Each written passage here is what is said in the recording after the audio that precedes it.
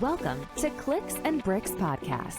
We talk about the entrepreneur mindset. If you get one shot at this, what kind of shot are you going to take? If we forget who we are, they're going to forget who you are. You've got an adversity story that's out of this world. Everything from that Main Street brick and mortar to that billion-dollar manufacturer. Welcome back to Clicks and Bricks, Season 4, Episode 10. Today, I've got Kathryn Smith. She is the founder of WaltonBirch.com. We are excited to have you on the show today, Kathryn. How are you doing? I'm doing great. Thanks so much for having me. We very much appreciate your time and energy today. Before we jump into the questions and really diving into business today, can you tell the audience a little bit about who you are and how you got to where you're at today? Sure. My name is Kathryn Smith. I am the founder and principal consultant at Walton Birch, which is a web development and data consulting firm based outside of Atlanta, Georgia. Prior to being a full-time entrepreneur, I worked in corporate America for about 10 or 13 years in the marketing, corporate communications space. I left corporate in 2019 for what I thought would be a temporary break due to some health issues and founded Walton Birch, actually as a marketing research company. I did not know that a pandemic would start 8 months into business for me. And the pandemic is what kind of forced me out of marketing research and into web development, data consulting, which is what I do today. Started as a solopreneur, grew the business starting in 2022 into a team. So we have a small US-based team of like web developers, copywriters, natives that work on projects of all types. Absolutely. I remember in the pandemic, I got a bunch of work doing like quick work for restaurants because they needed changes for their not their drive-throughs, but they would do pop-up centers and stuff like that. So there was a lot of that kind of work to be done during the pandemic. And is that what wedged you into that, or was it something else? Exactly. Marketing research and web development are not related, but locally, I live kind of outside of Atlanta, and there were a lot of, I call them boutiques, but kind of brick and mortar businesses that have they're essentially solopreneurs with their brick and mortar businesses that shut down we only really shut down in Georgia for about a week, but they shut down and were having trouble figuring out how to do business in person. So the first things I started setting up were just buy online, pick up curbside, buy online, pick up in store. And it just kind of grew from there. So absolutely out of that need in the early pandemic to figure out how to do business with their brick and mortar space. Yeah. You guys were only shut down for a week? Yeah, Georgia was like, listen, we have things to do. And I lost even the in that business week, over it. even during that week, it was very, very difficult. I was surrounded by entrepreneurs at the time. So my barber was like, I don't know how I'm going to go forward. A lot of the friends that I have that have Main Street type businesses and actual boutiques didn't know how they were going to do business. I'm on the board of a couple of performing arts nonprofits. So anything that was in person really just, it just halted everything. And so to kind of get back to what they say would be business as usual, they had to get people back out. So it felt like building a ship while we were sailing it to figure out how people could do business in person safely during the pandemic, just to kind of keep the economy going. So, impossible place to be in, but, thankfully we've kind of recovered from that. Yeah. So wonderful. I want to dip into this transition a minute because I think that there's beauty in transition. Always. Not always. I hope always. Eventual beauty. It wasn't beautiful at the time. It was super stressful at the time, but it has turned into changing something. gears from corporate America to entrepreneurship while dealing with medical issues. That's an undertaking. So you're leaving in corporate America and you've got health issues. So you got stuff like you're dealing with Cobra and medical, all kinds of stuff. Why in the world would you say, let's start a business? Well, so that's where it was a little bit different. I have an MBA. So when I said start a business, I meant be a consultant. That's what I meant. I meant, consult on projects and provide strategy and maybe guidance on projects. I did not mean build websites. That was not what I meant. When I wanted to hang out my shingle initially as a marketing research consultant. So my idea of what I would be doing during my corporate America break and what actually ended up happening were two vastly different things. How did you know that it was okay to take different kind of work than what you were expecting to take? So there was never a point. I think there was a point in 2022 where that became a reality, but there was never is this going to be okay?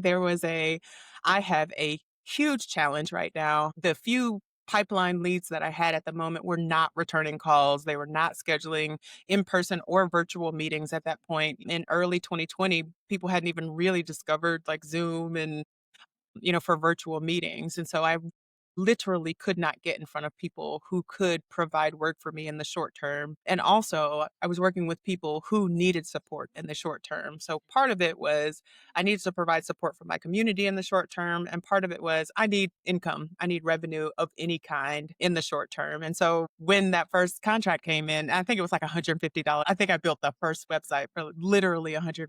I was like, all right, this is going to work out. And it kept going from there. There were so many You got people like who needed that. $3 an hour. Right, yeah, like, but, when the person that was supposed to do the $10,000 contract is not answering the phone, you're just like, "Okay, this is fine. This is fine. This is Yeah. fine." So So you $150 was said music to my ears at that point. you used the word pipeline. For the audience, what does that mean? So in consulting, I guess in entrepreneurship, just generally, when you tell people, hey, I have a solution to your problem, it is not always the case that they throw money at you. Usually, in my experience, there is a process of helping them to understand the challenge that they have and then presenting a solution that responds to those challenges or provides responses to those challenges. And then they have to consider it. They say, is this what we need at this time? Are we ready, willing, able to invest in this at this moment? And so the pipeline, so from the time you actually are introduced to someone who could be a potential client or customer to the time they actually become a client or a customer is the pipeline. So are they aware of your business? Are they aware of how your business or how your solution fits into what they need? Does it solve for their timeline and or budget concerns?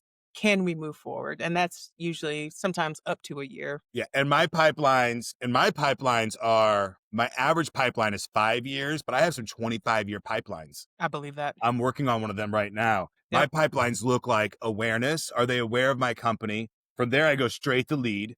They're now a lead. They've said something about my business, and now I've got contact information from them. Then I go on to scope of work, contract, win or lose. Yes. That's my pipeline for every single business that I have. Aware, lead, scope, contract, win or lose. It's a 5-step process. Run them through. The timeframes on the different projects can be wildly different, right? I do Right. a lot of infrastructure build, long-term kind of stuff. Right. So my lead times are fairly long, but it doesn't mean that one might turn around tomorrow and just pop in the pipeline and close really quick. But understanding that about your business is wildly important because Oh, absolutely. those are levers that entrepreneurs can push and pull to make things happen, Yep. right? Couple your pipeline with standard operating procedures and a little bit of algorithms, you become a powerhouse that is hard to deal with. That's really good. And how many businesses do you deal with on a regular basis that don't have a concept of a pipeline, or if you're online a lot, you might hear it called a funnel? So from an entrepreneurship perspective, yeah, I think people hear the word funnels and they kind of conceptually understand, oh, it's funnels, funnels, funnels. I think they think that funnels are kind of a scoop that just pours into their bank account. There's like a direct line from, Yeah. hey, I know you exist to I'm That's going to because give you money. that's what they're sold by these crappy marketers, right? They're told like, buy my funnel for $10,000 and you'll be rich tomorrow, which is just a Yeah. lie. Yeah, I think that's where it kind of falls apart, where you're just like, I've tried funnels and they don't work. And you're just like, no, that's not usually the case. So a funnel is partially a qualifying process. So as a funnel, like it's wider or larger on one side and smaller on the other side. So necessarily people will fall off. That will make sense. It's not linear for everyone, but there does have to be a process of like identifying a whole lot of people who could potentially be clients or customers and then kind of narrowing and whittling and moving them forward. So I think being prepared to cultivate that, and to your point, the SOPs, the standard operating procedures or processes, even for solo, actually not even for solopreneurs, especially for solopreneurs, is incredibly important. I know you're just operating on vibes and it doesn't feel like you need to be corporate, but when you're dealing with funnels, when you're cultivating relationships, structure is super important because accountability is important and follow up is important. A Persistence. synonym for rich is repeatable. You can't get rich if you can't repeat the process. It's just that Exactly. simple.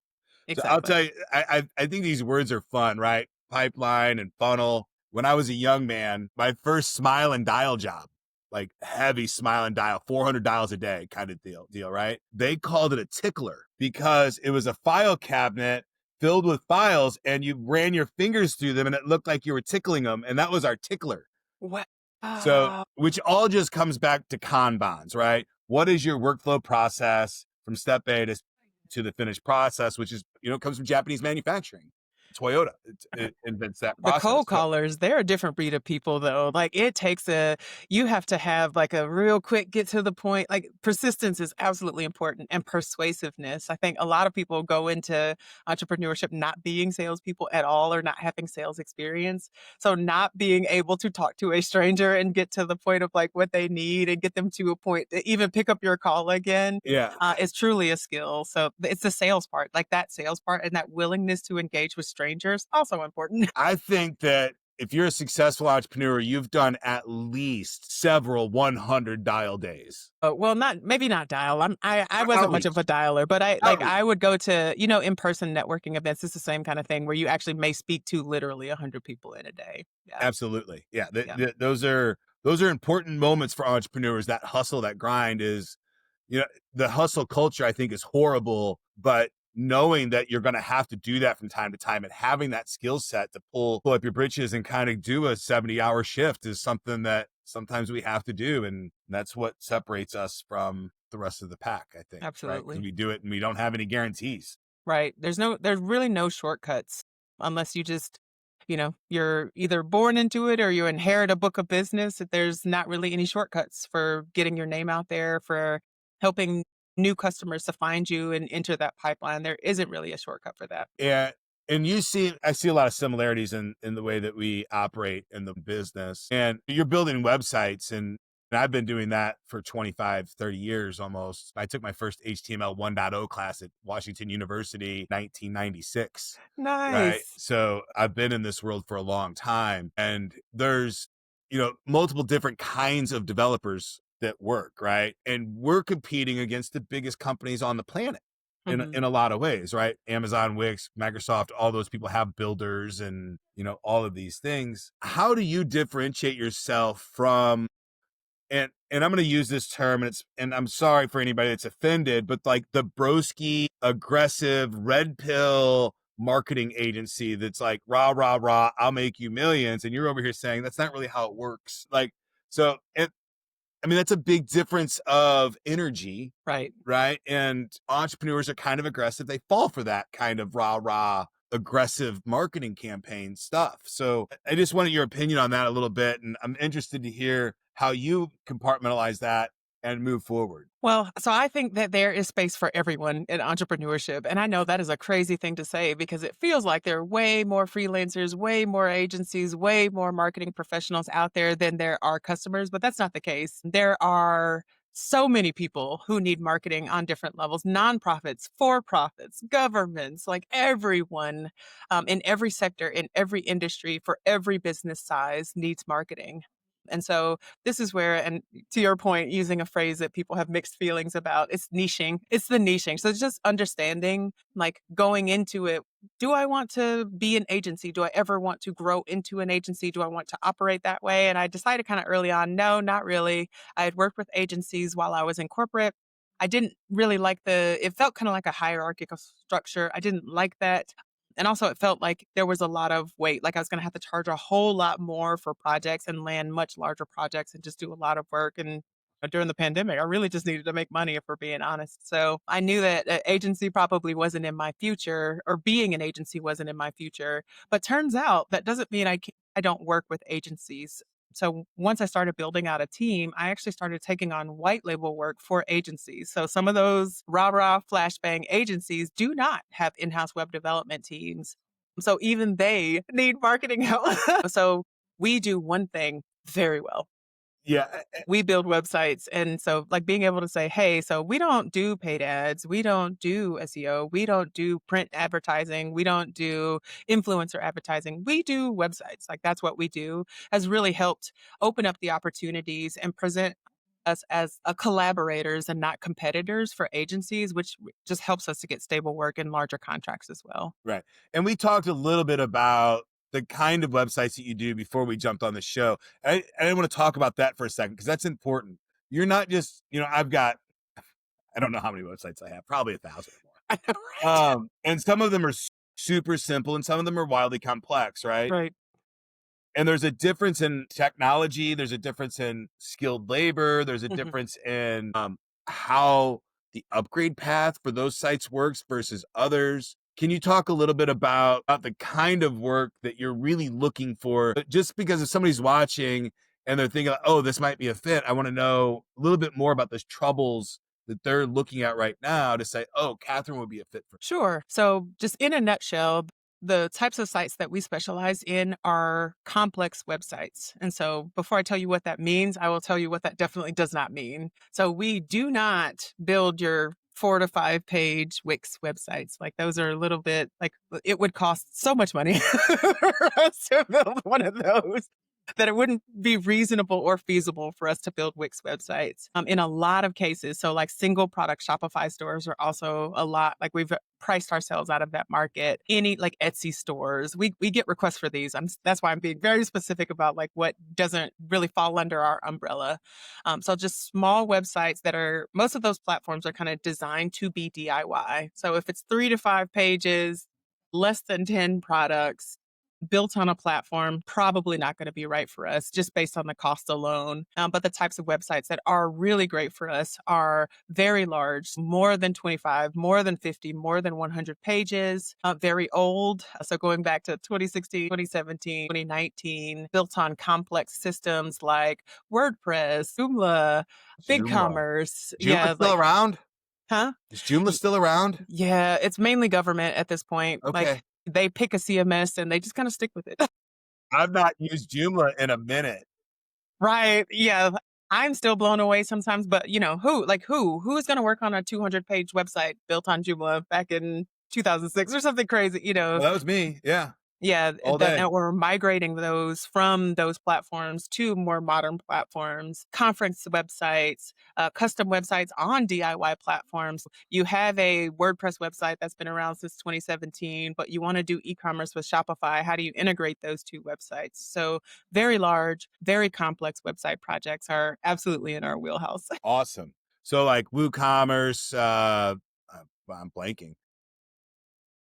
Yeah, WordPress. Like we do so much WordPress just because WordPress by itself is complicated and complex. And anytime you have more than like 25 pages on WordPress, it's going to be just an undertaking.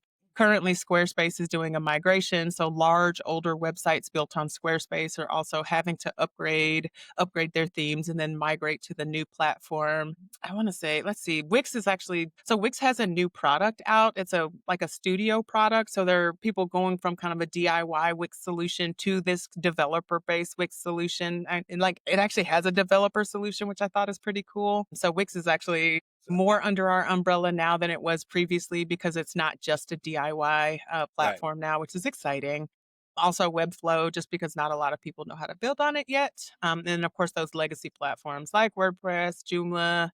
There's another one I see all the time for like governments that I can't think of the name of. It'll come to me. It'll come to me. But those legacy platforms Modal. that Assuming some modal for the schools. no, it'll come to me. I'm sure it'll Okay. hit me in like a second. Yeah, the I'm sure platform it'll. doesn't matter. Multiple Yeah. platforms. Sounds like you lean a lot on open source technologies that people have deployed and help them work on Whatever those.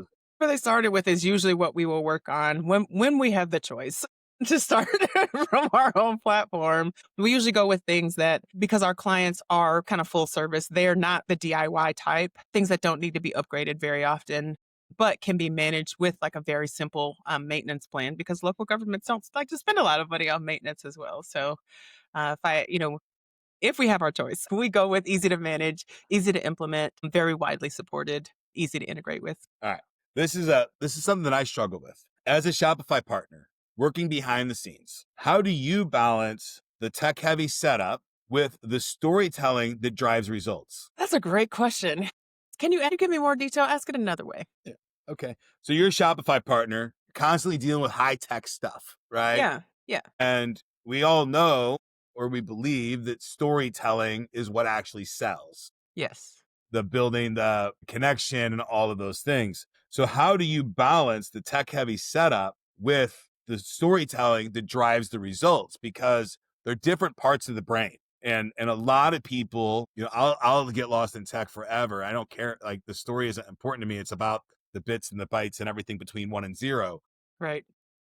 But it's an important piece. So how do you balance that? Yeah. So I guess when you asked it initially, I thought it sounded like they were mutually exclusive, but they're not. They're absolutely not mutually exclusive. And I think the first step to balancing that is making it clear that they aren't mutually exclusive.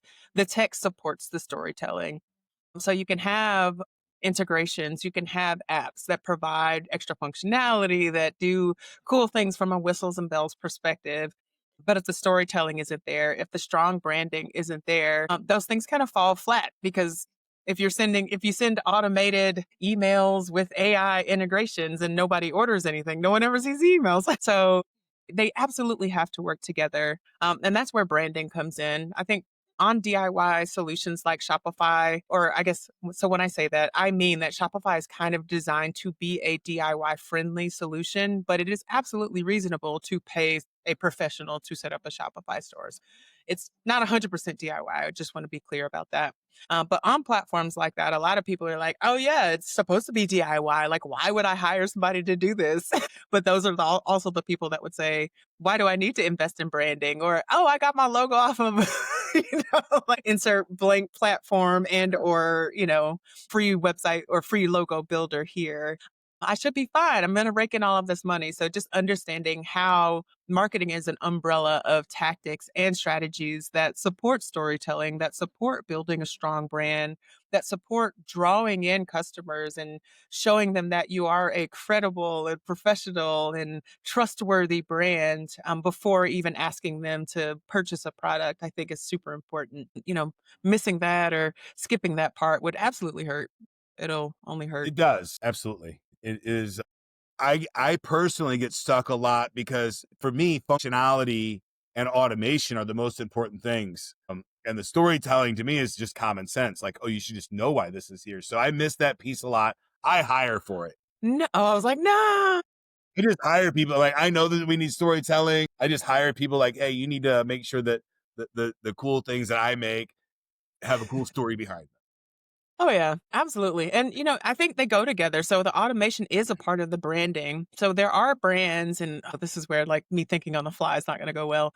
So there are brands, like higher end brands want you to have a very hands-on, unique white glove type experience. So they will leverage automation intelligently to provide a seamless experience for certain things, but then they won't leverage automation for other things. So you're not going to get a form email that says, "Dear brackets customer." Oh Like, God, I hate you're that. gonna get it like a handwritten note from someone if you're spending more than like $5,000 on a purse or something like that. So I think there's definitely, but either way, automation supports that. So you absolutely want them to be able to provide the specs for their custom handmade Italian leather bag instantly and have that process be smooth regardless of, their busy schedule. But you also want to provide those white glove touch points because this is a luxury product. So I think the automation supports the brand, because whether you're a luxury brand that's doing the white glove treatment, or you're like a drop shipper or somebody that's doing like massive amounts of volume, automation is important in both of those use cases for different reasons. Does that make sense? Absolutely. And just so you know, one of our sponsors, inlink.com, helps with automations, AI Oh, nice. automations, all those other things. Even that handwritten note is 100% automatable now. Oh, yeah. I forgot about that. Right. We can absolutely take a new order or an action that happens on your website, send that over to a nice little handwriting robot that writes out the note. And then right now you do have to have somebody come pick that note up and send them out in the mail. But I think a couple years away from now, we'll have that automated too. But you Right. I can forgot about absolutely that. automate an action on a website to create a handwritten note. It'll always be the same font and all that stuff, but it is possible today. Yeah. Not just possible and affordable. Technology, man. Technology is going to allow small, like solopreneur businesses to operate like really big brands soon. There won't be you won't be able to tell from the user side. We have a fun 10 years ahead of us. And if we do it right, then we have an amazing, beautiful world to live in, but a world where AI has democratized intelligence, and robotics will democratize labor. Absolutely. Thought and frolic are the only two things I can think of humans to be doing. I know, right? What are we going to do with all this free time? I'll take it. And I'll hustle for the next 10 years to try to give it to the rest of the planet. Right. Kathryn, you co-founded Black Lady Business School in 2021 to support Yes. Black women entrepreneurs. That is an amazing task that you took on. And thank you so much for doing that, because it is two sectors of America that have definitely been overlooked and not provided opportunity. And mostly, I think, opportunity out of proximity, right? There was no way to get there. What gap were you seeing, and how does this initiative fill that gap? Sure. So Black Lady Business School ended up being something informal that turned into something more formal. So 2021 is still very much pandemic time, and all small businesses are struggling with access to the things they need to run their businesses. So for a lot of the people we worked with, that was access to supplies, access to shipping containers. The supply chain disruptions were still very much a very real part of business at that time. So we said, you know what? If Amazon is placing all these orders and getting all the toilet paper, none of these other small store like the local stores didn't have toilet paper because the big box stores were prioritized for those orders. And so initially the thought was, hey, if we can leverage economies of scale to make larger orders, then smaller businesses have access to packaging that they need to ship their orders, or products that they need to make their, supplies that they need to make their products, supplies and raw materials that they need to make their products.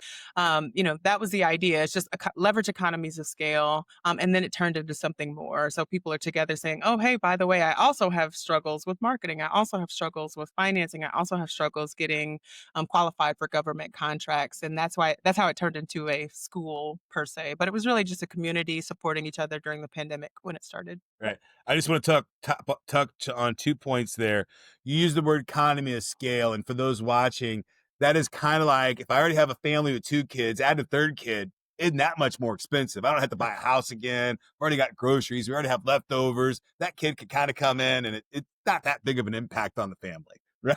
We can add a third or a fourth without a huge cost. The first one and the second one, they cost a lot, but third and fourth, fifth, they cost way less. And then you said, this concept of getting together to get the bulk purchase. We used to do this in the early days of internet, right? So, and we called it co-oping, and we would all get together because these like Cisco equipment, all that stuff was so expensive, and Yeah. the single unit, we would all get together, and all the ISPs in the country, not all the ISPs in the country, but we get 20 or 30 ISPs together, and we would make big orders, and we called that our co-op. And we could all, even though we're competitors, but we're in different states, we can utilize each other to drop our rates, which is a really great way to do business. It's challenging, but when you find yourself with a group of people that have the same outcome in mind and the same hurdle that they're overcoming, co-oping is a beautiful way to overcome that hurdle. Sometimes you got to let your guard down to your enemy to do that. Definitely takes cooperation for sure. Yeah, it is. But it's a beautiful way to, and not a lot of people see that, right? And I think it's important to sometimes scratch your head and call your competitor and saying, "Hey, I'm having this problem. I know it's vulnerable, but you might come to some spec of business that just is very, very unique and that can scale you both quicker than you thought." Absolutely. Or serve as, in our case, kind of serve as a facilitator between competitors to take away some of the risk, but also still be able to package up those needs into a bundle. Yeah, I mean, after chasing opportunity, reducing risk is an entrepreneur's second job. Yeah. Yep. Right. Chasing opportunity has to be first. Yep. If you're just minimizing risk, then, well, you're an employee.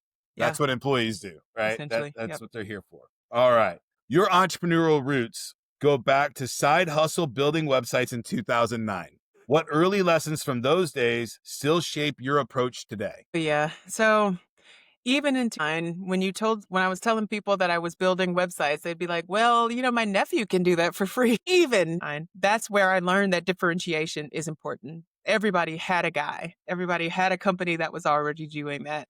And so unless your business strategy is to go around poaching people, you have to find something that separates you from all of the other people. That's not cost. Otherwise, it's a literal race to the bottom from a cost perspective. So what I took away in 2009 was that I have to be differentiated. I have to separate myself from all the competition that's out there if I'm going to make it. And honestly, I thought I was never going to end up back in web development again, but the universe had other plans. 10 years later, I came back to it. But that was the big lesson. Like, hey, I have to develop something that's different than what everybody else is offering. Absolutely. And differentiation is how you turn yourself. And I use the terminology of a candy bar checkout line, right? Where they just they come to you. They're Oh, yeah. looking for you, right? Whereas if you don't differentiate yourself, solar roof installers, door knockers, right? They're knocking on doors. They're no different than the next guy. It's all the same. It's commodity based. I don't really care who does the work, right? So, but when you turn yourself and differentiate, I specialize in this for this kind of business. That helps a tremendous amount. Then you find that you're attracting business instead of chasing business, Right. which is so much better. It is so much better. Yes. All right. You mentioned, and we have a very similar little mantra here. You mentioned things that can't be tracked can't be improved. My message has always been if I can't measure it, I can't manage it. Yeah. Can't be measured, it can't be managed. But if it can't be tracked, then it can't be improved, is your statement. What key metrics do you always recommend small businesses monitor and why? Man. Oh man. So there's the entrepreneur side of this, the service provider side, but also I have worked with a lot of small businesses. Okay, so I'll speak to both. So from a small business perspective, when I got my start in 2019, I did e-commerce. I did so many Shopify stores for those first 2 years. I don't even know how many Shopify stores I have built at this point. But understanding I guess like the cost per order, I'll say that. So how much does it cost you to produce an order? Super important, super, super important. And I think my experience is that a lot of e-commerce based businesses don't understand that. Like how much does it cost you to produce the product that you are selling to people? So not just the materials, but the time, the labor, the driving to the post office to drop off the boxes, converting a room into your house to a refrigerated room, a temperature stable room so you can cure soaps or stuff like that. Like how much does this cost? Because when you add that up, and it's costing you $17 to produce a bar of soap that you're then selling for $7, then your business is inherently unsustainable. And so I think finding that out like when you've run out of money is really hard. So understanding that ahead of time is important especially for e-commerce businesses. For service-based businesses, understanding what that minimum, I'm going to call it a minimum viable product, but basically what is the thing that you can offer as a business over and over and over and over and over again? And how much does that cost you to offer and like perfect the processes? So if it's a website, for instance, if it is a 3-page informational website, how much does the hosting cost per website? How much does the labor cost per website? How many hours per page does it cost to build that? So you know that this website, this product, my core minimum product costs $500 to produce. Then when somebody says, I could do it for $150, you say, okay, yeah, I absolutely understand that. We can't take that project on reasonably or feasibly. And as a solopreneur or even as a team, it's really, really important to understand that minimum viable product and the costs that go into that, because you will need to do it repeatedly and price it correctly. Absolutely. Both of those things are pretty difficult. Yeah, absolutely. And the one that I think knowing your cost to produce your COGS, cost of goods, that is wildly important. For e-commerce, the other cost is cost to acquire the customer and lifetime value of the customer are very, very important things. How I start everything is those 5 steps of my funnel or my pipeline, right? How many people are aware of my company? How many people are seeing my site every month, right? And then how many leads a month do I get out of that? How many of those go to scope of work? How many of those go to contract? And I know how to, from there, it's just percentages. And I make more people aware by buying more ads, right? Is how you do that in my mind. It's very just going through the book. Kathryn, you were honored as the Georgia Tech 40 under 40. How did your MBA shape your vision for Walter Birch and beyond? Man, the MBA was a life-changing thing for me. I was in what I thought was kind of a dead-end career prior to that. I was seeing the writing on the wall. I had been laid off or had jobs like just disappear several times leading up to that point. And the MBA kind of changed my path. It changed my path in corporate, even though like I wouldn't stay in I was only in corporate for about 2 years after I got my MBA. But the MBA taught me everything about the basics of business. It taught me I learned accounting, I learned finance, I learned operations and supply chain, I learned fulfillment, I learned a little bit about entrepreneurship even. And with the goal of going into corporate America, I thought I was just going to, get my MBA so that I could move into data adjacent careers and make a whole bunch of money. But when things changed, like when my situation fundamentally changed and I had to go from being in corporate America into entrepreneurship, I said, okay, I have to start a business. I took an accounting class.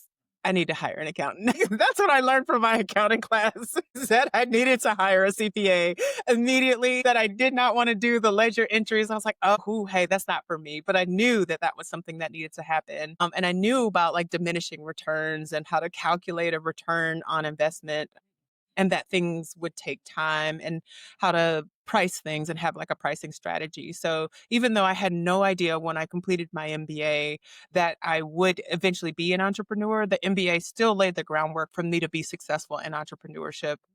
And so that has just, that changed my life so much. And being nominated and acknowledged as a Georgia Tech 40 under 40 for my contributions in entrepreneurship, in my career in entrepreneurship, it was so touching, and really just, it was like a pinnacle moment for me because none of that was in the plan. It's validating.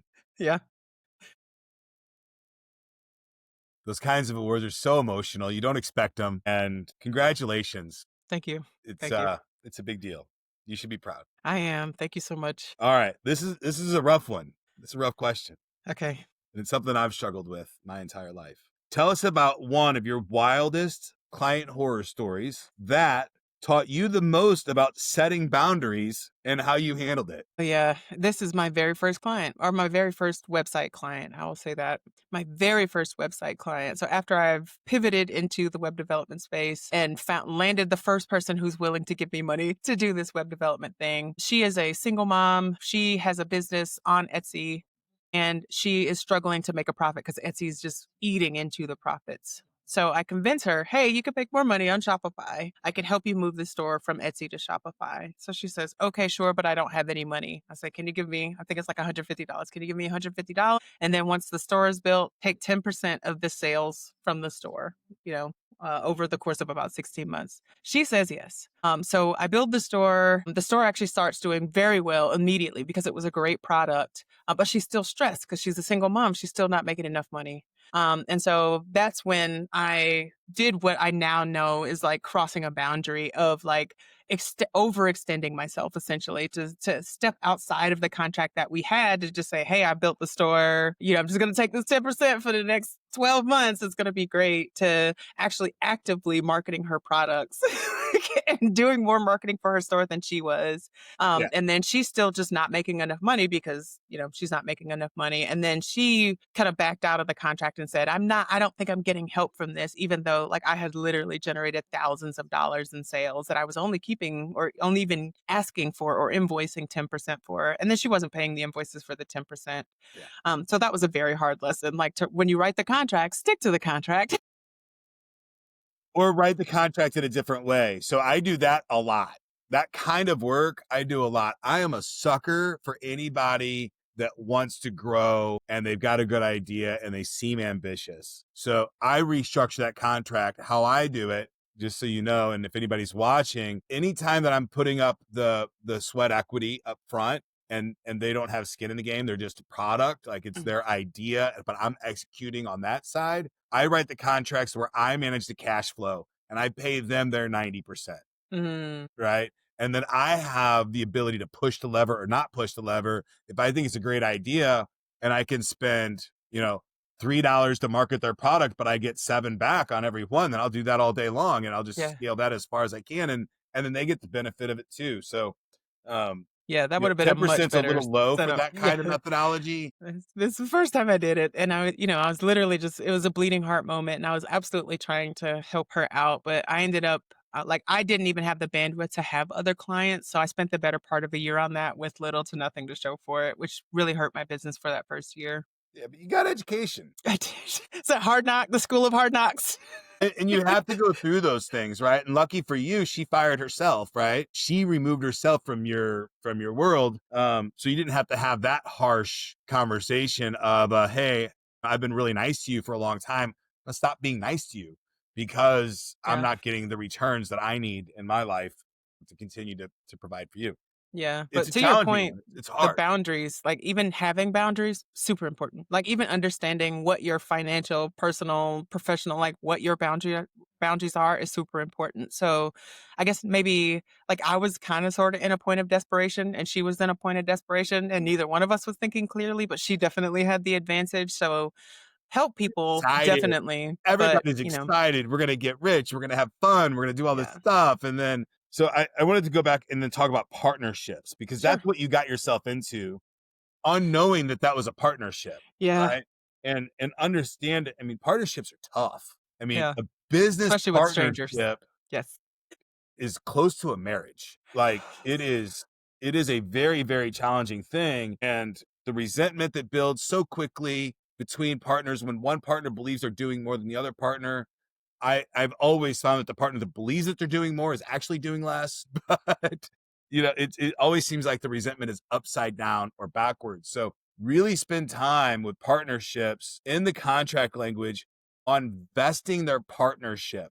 What Hmm. do they have to do to make sure that they get that percentage, Hmm. right? Post 3 times a week, make 2 videos a week, something along those lines. Really clear out that scope of work of what their requirements are so that they don't do it. The exit is automated. You Right. didn't do your part. I'm exiting because, and it's just an automated process. It doesn't have to be emotional. Yeah, strong contracts are they say good fences make good neighbors, strong contracts make good partners. And I don't even know if the word strong is right, just well thought through. Like Yeah, what are 30 things that might happen? Let's document them now. right, Right. And be then very how will realistic we about that. handle them Right, if right, we have to get there? right. Hopefully we don't get there, but how will we handle it? Knowing how you're going to handle the exit up front Yeah, is so much easier than dealing with the negotiations when everybody's angry and everything. So, absolutely. I find that to be a huge help for me when I'm doing stuff. I don't know that I'll ever take on another partner in my life. Really? I don't It's think so much easier to not have to do everything by yourself. those are called employees. I'm fine with Or like that. maybe an executive team or like an advisory board perhaps. But yeah, Oh yeah, I've I got shareholders. I've got yeah. but partners that are making Okay, decisions with me. I got you. I got you. Yeah, it's challenging. Yeah. You help business owners build an online presence that feels effortless. What's one common misconception you hear from clients about e-commerce? Then bust it. Oh man, this is gonna be a hot take. I know this is gonna be a hot take. Uh, 6-figure, 7-figure businesses in less than a year, if it happens, has to be less than 1%. Like numerically, that it doesn't make sense that more than maybe 1, maybe 2% of e-commerce people are going from 0 to over 6 or 7 figures in less than a year. It takes time. It takes time to build a product that is worthy. It takes time to market products. It takes time to get customers, to get those early adopter customers, and then to get that rush of customers that becomes even a tipping point. And so the chances of that happening within a year, I won't say it's impossible. In the interest of setting expectations for people that I'm working with, I will say that it is improbable. Absolutely. Yeah, it is very much. Moonshots happen. There's no doubt. And I think they're going to happen more and more frequently with the tools that we have, Yeah. especially that 6-figure mark, right? I think building a 6-figure business in a year, if you were full time on it, I think is totally achievable. Ecom, little rougher for Yeah, sure. yeah, that's you so if you're selling something for like $4 that you make by hand, getting to 6 figures is gonna be a Yeah. So I'll tell you challenge. a little story, a project that I'm working on right now with a young man, Right. bazooka.co. and he builds a backpack for kids that sell candy at high school. And we just got his demos back from the Philippines and all that stuff. He made a video that went viral, right? And 10 million views on this video. And out of this 10 million views, he has 500 leads. Okay. So when you're talking about scaling like that, Yeah. you know, we're talking about a brand new product, a 10 million view video on TikTok, 500 leads. Yeah. Out of those 500 leads, he should expect 50 sales at $100 each. Yeah. Right. So that's the kind of scale that we're talking about here in the first year. Even Mhm. going viral doesn't mean that you're going to be rich. It Yeah. just doesn't. The math on it just doesn't work out. It just, I mean, I guess a lot of people don't really have visibility into the math on that. But they think, oh, if 10 million people saw this, you know, at least half of them want it. No, it's not half. No, it's a very small percentage of the people that see you that are aware that fill out a form. 0.03 is the average. Once you become aware, 0.03% of those people will fill out a form on your website. And then Yeah. another percentage of those will actually buy from you. That's Right? why this is a funnel. volume That's why game. this is a, Yes. So be prepared. And local business is different, yeah. way different than global business. But, you know, that's signs in your front yard, signs out front, down the street, billboards, all that stuff is great. Kathryn, as both a web consultant and a mentor, what do you believe is one unique human strength that entrepreneurs must cultivate regardless of how smart the tools get? Resilience. Resilience. Sometimes people think of resilience as bouncing back. But for me, resilience also means staying the course. So when you start an entrepreneurship, you're never sure. You're never certain about anything.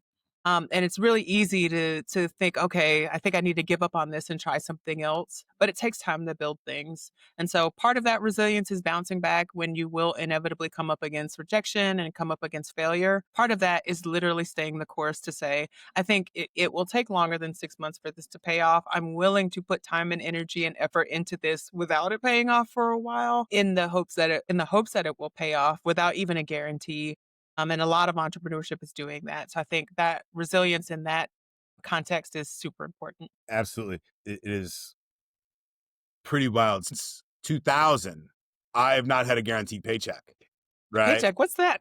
So resilience is, and people ask me, how did you deal with that? You know, and I've always just said, I'm going to wake up every day and I'm going to do the best that I possibly can. And I'm going to fail some days and some days I'm not. But overall, if I can keep the business running and growing, and it hasn't always grown, you know, then it'll be okay. And if I come in every single day and I give everything that I have that day, not everything that I have, just everything that I have that day, if it all falls apart, okay. Yeah. What else could I have done? Yeah. And that's okay. And we move on with life. That's how you know when you're talking to an entrepreneur. Like I've talked to people before who are like, oh yeah, I'm an entrepreneur. But you know, you can tell by the way that they're talking. They're just like, oh my God, this has just been amazing and so fulfilling. And life has been so much better. And I'm like, are you doing this right? Well, you know, we posture a lot as humans. And one of my core values is be authentic. And that means Right. be raw and tell things how they are. And I think that's Exactly. really important because Yeah. this is not a game for the faint of heart. I know It very, really is very, not. very few entrepreneurs that walk in and are successful on their first try. Right. Very few. Like, and I host one of the world's largest podcasts on general business. So I think I've interviewed one on this show that hit it out of the park on his first try. And it was a brilliant run. So it is hard. It is challenging and you're going to fail. I promise you. You're going to have days that you go to bed and you're going to feel like a failure. Like, there's going to be mornings you're going to wake up and you're going to know, I don't know how to get through the day. I had to come up with $50,000 today to keep the business open. I don't know how I'm going to do it. Somehow you do it and you figure it out. You keep moving forward. And that's resilience. And I find that's the faith and entrepreneur. Yeah. resilience is how I move. And my faith is that I'm going to do everything I can that day to get through. That is the entrepreneur. Before I became a full-time entrepreneur, I actually never wanted to be a full-time entrepreneur because I didn't think that I could live with that risk every day. I didn't think that I could live with not knowing where my next check was going to come from. But in entrepreneurship, I've grown. Like that is my life now. And I'm not like, oh my God, it's the best thing ever. I wouldn't trade it for the world. I absolutely still want a paycheck, but I think that the leadership that I have developed just from being in that place for 6 years, it has just made me so much better of a leader. And then just so much life is different. Like, people are like, "Oh, I have to deal with economic uncertainty." And I'm like, wait, is that a hard day for you? Because entrepreneurship has been 6 years of Financial economic uncertainty? uncertainty. Yeah. Yeah, I mean, because customers don't always pay, and things happen, and that falls through, and then there's disagreements and art and disputes, and it's a wild game, and I love it. Every single second of it, I love, Oh, but it is yeah. hard It for is. sure. It is. It's absolutely hard, but it is fulfilling, and you will grow as a person. You can't be an entrepreneur and not grow as a person. It's kind of part of the job description and part of what is needed to be successful as an entrepreneur. Absolutely. Kathryn, my favorite podcast is Diary of a CEO. Okay. And at the end of every episode, he asks the guest to write a question for the next guest. And he sells these deck of cards, and I love them. Are you ready for your question? Sure. All right. This question comes from Black Coffee. What is a personal legacy you want to leave for yourself and your children? Personal legacy. That is a great, very thoughtful question. So when I think of a personal legacy, I think of, what they write about you in your obituary. Like what is the lasting impact that you want to leave on this world? And the legacy that I want to leave, the impact that I want to leave is that hopefully I will have made entrepreneurship, whether that's by choice or by necessity, a little bit easier for someone who didn't see themselves in it, and kind of change the face of entrepreneurship so that it's not just that glamorous sitting on Lamborghinis life on YouTube, That's so make me. that people think it is, but that they still think that it is actual serious business. It is, a serious living. And it is still a very fulfilling living and way to make a living. So I think those are the big things that I would love to leave as a legacy. And also just one person's ability to do something to change the world. The world is a very big place. I don't have to change the entire world, but if one thing that I do helps make something better for my community, my neighbors, my family, my friends, the people around me, that I can live with that. Beautiful. Thank you for your time today, Kathryn. I appreciate you. Yeah, thank you so much for having me. Have a great It's been day. great.